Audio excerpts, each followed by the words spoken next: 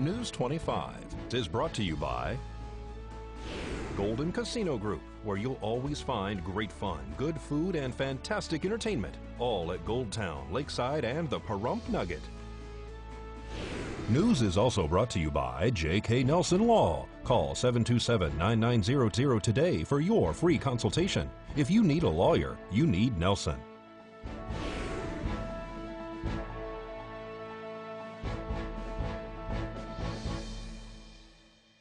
Valley Electric is holding its annual school supply drive, and Pahrump Valley High School is having a fundraiser dinner and dessert auction. News 25 starts now.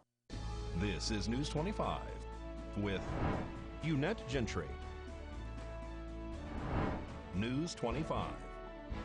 Local coverage you can count on. Valley Electric Association is hoping to break last year's record for school supply donations. Today is Thursday, August 1st. I'm Eunette Gentry. And speaking of school supplies, if you'd like to help out, here's your chance. Beth Lee from Valley Electric Association is inviting the public to participate in this weekend's annual school supply drive. Fill the Bucket Truck is a school supply drive where we take donations from the community, both cash and school supplies, and then we distribute those to all of the schools within our service districts, from Sandy Valley all the way up to Dyer. We're going to be here at Walmart, Smith's, and Albertsons this Saturday the 3rd from 8 a.m. to 11 a.m. We'll stay as long as we need past 11 a.m. to continue collecting as long as people want to donate. Sandy Valley, Pahrump, Dyer, those are where we distribute. Amargosa, Beatty, those are the areas where we distribute the supplies to all the different schools. Will you be collecting there as well? Not this year, but maybe next year we'll set up some collection spots outside of Pahrump in those areas. And if people can't make it on Saturday, then we'll still take donations in the office through Friday the 2nd through the close of business at 5 p.m. We're at 800 East Highway 372 here in Pahrump. All right. What kind of items are you looking for? All the basic school supplies: pencils, crayons, paper, copy paper, the filler paper, folders, notebooks, pens, pencils, markers, dry erase markers. Backpacks? Backpacks, yes, those are a big one. Yeah, All everything. Right. Last year was a phenomenal year, and we collected 49 buckets, and it's a huge amount because each bucket has about 23 cubic feet of supplies, and that totals about $500 worth of supplies. So it is a huge boost to the different schools and the classrooms. We'll take money in the office beforehand, and we actually do accept cash donations the day of the event. Local real estate agent Walt Turner spoke to county commissioners about a property on Mesquite Avenue and the desire for everything from approval for a zone change to light manufacturing. At the recent Board of County Commissioners meeting, discussion was had regarding a zone change application to change 1.9 acres from the neighborhood commercial zone to the commercial manufacturing zone at 941 West Mesquite Road. This is for Rick Ader, the one seeking the zone change, and his family's light metal manufacturing company. During public hearing, many people were against the zone change, stating that it'll bring down the value of the houses nearby it, that many elderly live by, and someone even spoke of some residents in the area having PTSD, and that the loud noises would most likely affect or maybe even trigger their PTSD. I've learned we've had some veterans, we've got some PTSD people in our neighborhood that could possibly be affected by the loud noise, my husband included. Sorry for hanging out to dry there, darling. Commissioner Koenig makes a comment. You know, the big problem with this whole thing, again, is noise. Correct. I have had discussions with the potential owner, and I have had discussions with, obviously, with the other people. Previous to this, they had an illegal illegal auto shop in there. Now, once we rezone this, if these guys, for some reason, decide to leave, you can have a legal auto shop in there, because now it's zoned for that. Again, that's the problem with rezoning. Once you do it and people leave, it leaves you open to other things that you really didn't want to be there. Understood. Right? And if the neighbors were That's to, the problem. If any of the neighbors were to move or sell any time between now and then, and the next person comes in and rezones it, you're gonna have the same problem. You're looking at a buyer that's moving home, family, and business, investing over $1 million easily to a town where they plan on continuing their growth. Father and son in a family business. I agree. The next company might not have that, is what I'm saying. Commissioner Wickman asked if the business will be closed when they leave after 5, and Rick Ader said yes, no one will be staying there overnight. Commissioner Blundo asks what exactly it is the business is doing. When asked for an example of what they make, Rick Ader answered with electrical panels. They were also asked if they were going to use plasma cutters, and they answered no, just a multi-station punch press. Walt Turner, who was there to help speak for the family business. Quick apologies, I forgot to mention this. They are willing to put a, on their deed of purchase, on the actual deed of the property in escrow, they will put a line saying, should it sell, must be reverted back to neighborhood commercial. Yeah, we would return it. I would they insist. would have that Question for the deed. written into the deed. Yes. Downside on that is it's up to an escrow company to enforce it, but they're willing to go that far to have it zoned upon their ownership, and if they ever do sell the property to... Spoke about a special condition they were willing to make. Commissioner Wickman made a motion to approve the zone change as long as the property owners agreed to put the restriction on the deed, and also if we can put a reversionary clause on the zone change application so that it reverts back to the neighborhood commercial zone, and to include more noise reduction efforts. This is all contingent on the DA seeing if it's an appropriate action and if planning approves the conditions, and that the gate be used only for emergencies. The chairman called for the vote, and it was passed 3-2. The lending rate has taken a downturn recently. That and more in today's financial news. Here's Angela Miles with today's Business First Brief. Topping our news, what the Fed says. Federal Reserve policymakers have dropped the overnight lending rate by 1/4 point to 2% from 2.25%. It's the first cut since the financial crisis. Federal Reserve Chair Jerome Powell notes implications of global developments for the economic outlook and muted inflation pressures. The Fed is leaving the door open to future cuts and plans to act as appropriate. Powell adds that the Fed never takes political considerations into account. The latest sales numbers from Apple and Samsung say a whole lot about smartphone shoppers. Apple reported a slip in iPhone sales, and Samsung's earnings also showed weakness with its Galaxy mobile devices. Analysts sum up that most people are holding on to their older phones longer and are not so quick to spend $1,000 on a new phone. To find out where you can see us every day, go to businessfirstam.com. And stay tuned right here to KPVM. We have news on a fatal plane crash in Death Valley National Park. Those details when we return. You're watching KPVM News 25. Local coverage you can count on.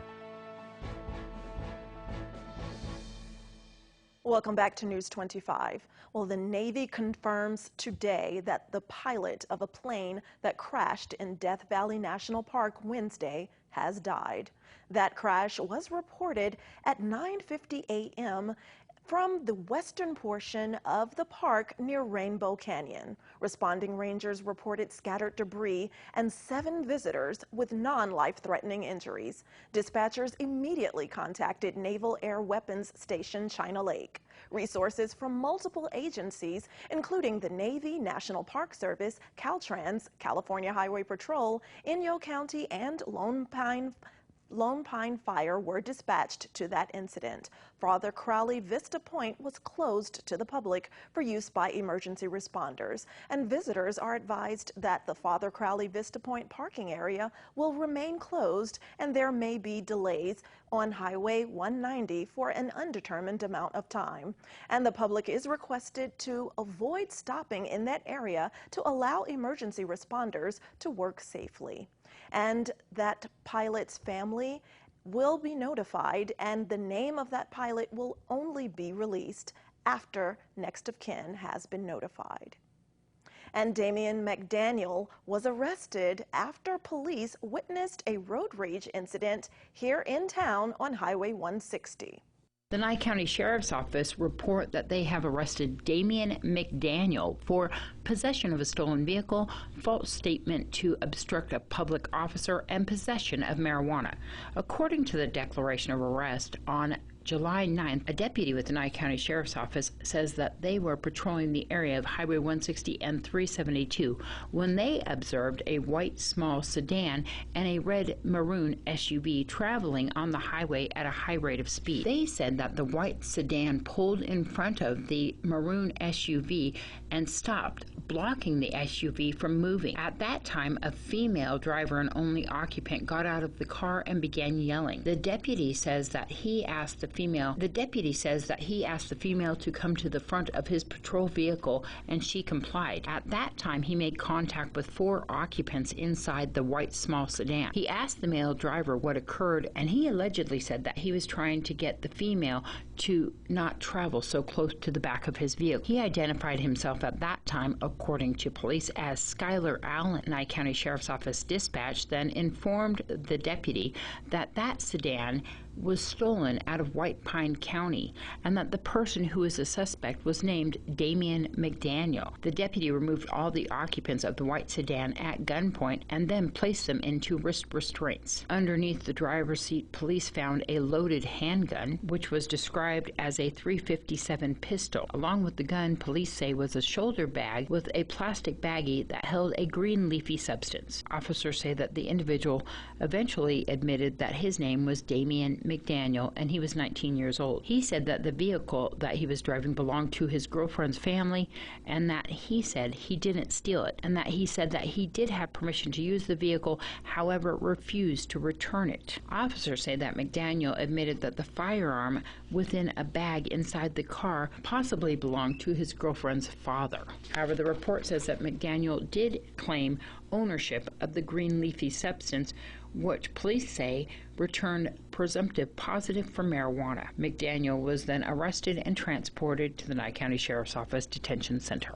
In other local news, the new principal for Pahrump Valley High School, George Campanell, is inviting everyone to a very special fundraiser happening this Saturday night. Our football team sponsors this, and I'd like to give a shout out to Walmart. They provided all the food for the team, and so it's going to be exciting. Great spaghetti feed starting at 6 o'clock, and then we have this fantastic, beautiful dessert auction. Yeah. So you are still taking items for the dessert auction, right? People can bring them on in, and Ski Senski, the auctioneer's auctioning off, right? Yeah, and I'd say, probably the best time to do that would be to come to the spaghetti feed and drop them off. Yeah. Yeah, and have a nice dinner. Right here at Pahrump Valley High School in Calvada. Come on by, lots of fun. Bring the whole family. All right, is there a fee for the spaghetti? Yeah, just a minimal $5 fee. Highest bidder wins. And don't grab that remote. We'll be right back here at KPVM, where we like to say that stands for keeping Pahrump and our area viewers in mind. News 25 is brought to you by Bill and Robin Law, injury attorneys. Injured, need money? Get Bill and Robin, your local Pahrump injury attorneys.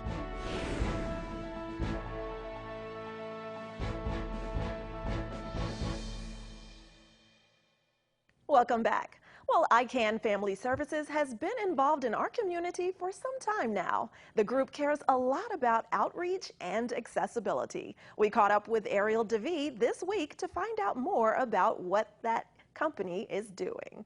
So we're going to have a table at Smiles Across Pahrump, which is being held at the Moose Lodge on August 10th from 10 to 1 p.m. We donated a couple bikes as well as all of the hot dogs and hot dog buns for the events. So they're going to be raffling off numerous prizes, free food. There's going to be a mime. Yeah. It'll be really cool. We also just reserved our spot at the Fall Festival.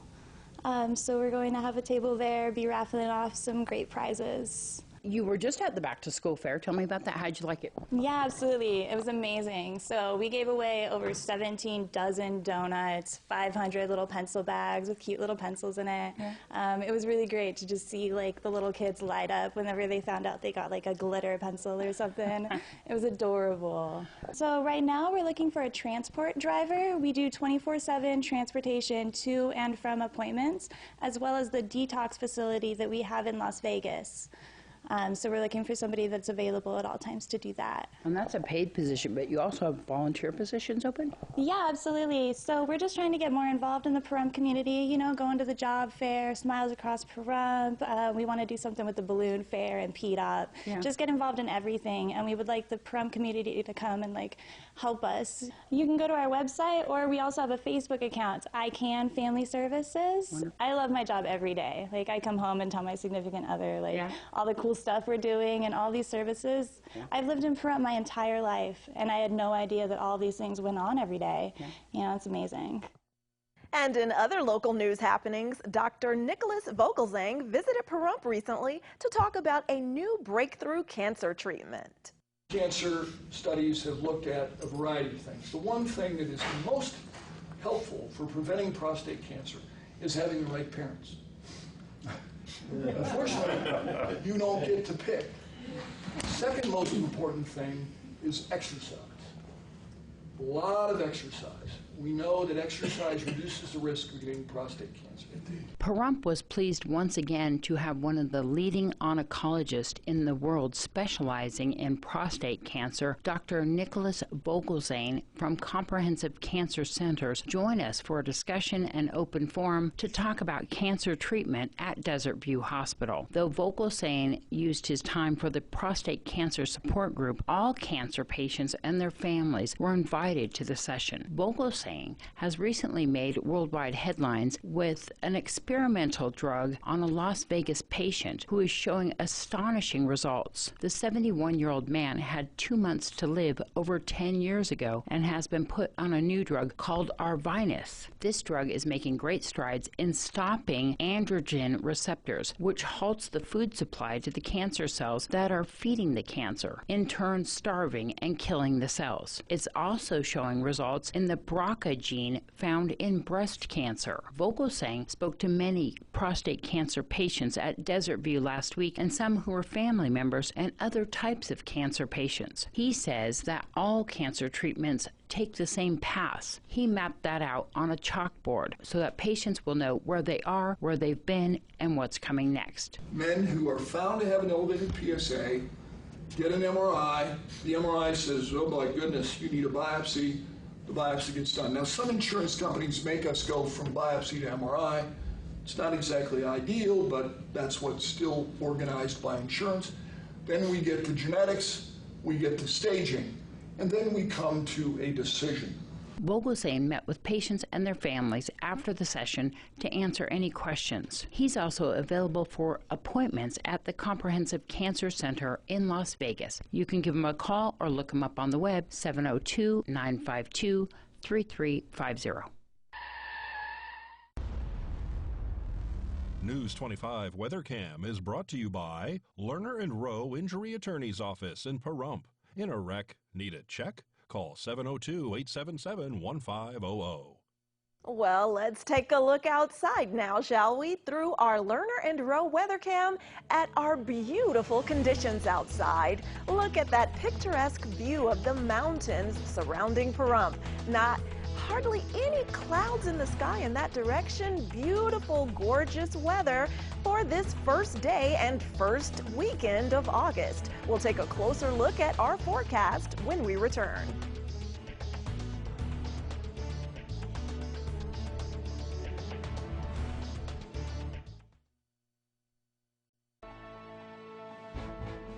News 25 weather is brought to you by Dairy Council of Nevada. The splash of cream in your coffee, the dollop of sour cream on your burrito, the melted toasty cheese on your pizza. Undeniably delicious, undeniably dairy. Enjoy what's real.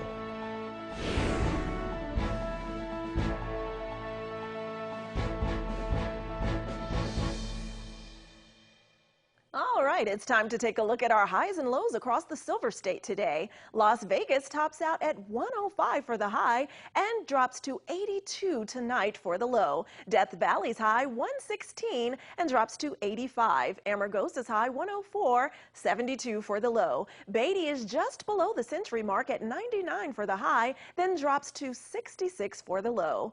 Goldfield's high 90 with a low of 55. Tonopah's high 89, then 54 for the overnight overnight low. Carson City's high, 91 degrees with a low of 54. Fallon's high today, 96 degrees, then drops 40 degrees to 56 for the overnight low. And Fernley tops out at 94 for the high, then drops to 58 for the overnight low. And it's currently an even 100 degrees here in sunny Pahrump. And the winds are coming from the southwest at 7 miles per hour. Humidity is low at 11%. Sunrise was at 5:50 a.m. And tonight will be clear with an overnight low dropping to 75, and winds will come out of the east-southeast at 5 miles per hour. Humidity increases a bit to 14%. Sunset will be at 7:49 p.m. And looking ahead to our 7-day forecast, tomorrow will be partly cloudy with a high of 104, then dropping to 78 for the overnight low. The beginning of our weekend will be mostly cloudy on Saturday with a high of 105 and a low of 79. The sun comes back out on Sunday, but that high remains at 105 and drops to 80 for the overnight low. The beginning of our work week will be partly cloudy again with a high of 106 on Monday and a low of 80. Tuesday will be 104 during the day and will drop to 78 for that overnight low. Wednesday will also be partly cloudy and will be at an even 100 for the high and will drop to 75 for the low. Thursday will be sunny with a high of 97, low of 73. And we want to remind you that as this August and summer reaches on, please stay hydrated and try to stay cool. That does it for this edition of News 25. I'm Eunette Gentry. Good night.